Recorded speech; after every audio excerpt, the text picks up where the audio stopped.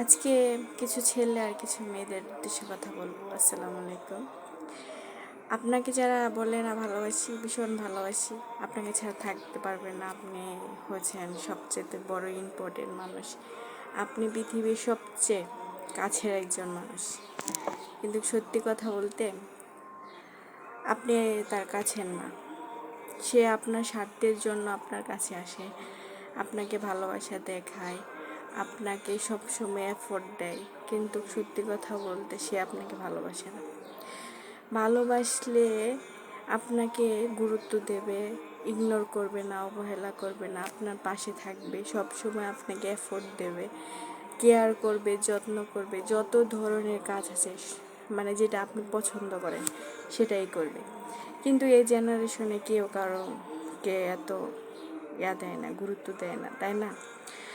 আপনি যাকে ভালোবাসেন তাকে সম্মান করবেন। সবচেয়ে বড় গুরুত্বপূর্ণ হলো সম্মান। তার ইচ্ছা, তার ভালো লাগা, খারাপ লাগা সেটা যত্ন নেবেন। হাজব্যান্ড ওয়াইফ খুব গুরুত্বপূর্ণ জিনিস। প্রেমিক প্রেমিকা বলতে কিছু নেই এখানে। জেনারেশন আদম এবং হাওয়া আলাইসাল্লাম যখন পৃথিবীতে আসছিলেন তারা কিন্তু হাজব্যান্ড ওয়াইফ। আমাদেরকে ইসলামে না করছে যে হারাম জিনিস থেকে দূরে থাকার জন্য, হ্যাঁ। কিন্তু এখন কথা হয়েছে, কিছু মানুষ আছে আপনাকে আপনি ভালো, আপনার ভালোটা সহ্য হবে না, তাদের ভালো কোনোভাবে আপনার কাছ থেকে ভালো নিতে পারবে না। ও কখন আপনার ক্ষতি করবে, কখন আপনি সবার কাছে ছোট হবেন, লাঞ্ছিত হবেন, অবহেলিত হবেন, সেই দিকটা সবসময় বিবেচনা করবে। আপনার কখনো ভালো চাইবে না।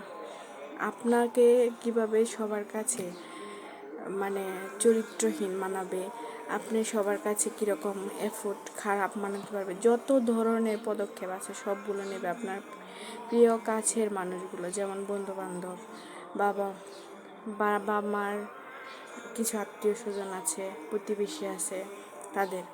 কিন্তু কিন্তু সবাই খারাপ না পৃথিবীতে, সবাই কিছু আছে সবচাইতে কাছের, সে সব সময় আপনাকে এফোর্ট দেবে, আপনার সব কিছুতে নিষেধ করবে না, কিছু কিছু ব্যাপার নিয়ে নিষেধ করবে। এই যে হাজব্যান্ড ওয়াইফের মাঝে সবসময় অশান্তি কেন হয়? কারণ সে সবসময় তৃতীয় পক্ষের মানুষগুলোর কথা বলে, শুনে এবং তার গুরুত্ব দেয়। এটা কিন্তু করবেন না। আপনারা নিজেরা সমস্যা হলে নিজেদের সমস্যা সমাধান করার চেষ্টা করবেন। ভালো থাকবেন, আল্লাহ হাফেজ। আর স্বার্থপর মানুষ থেকে দূরে থাকবেন।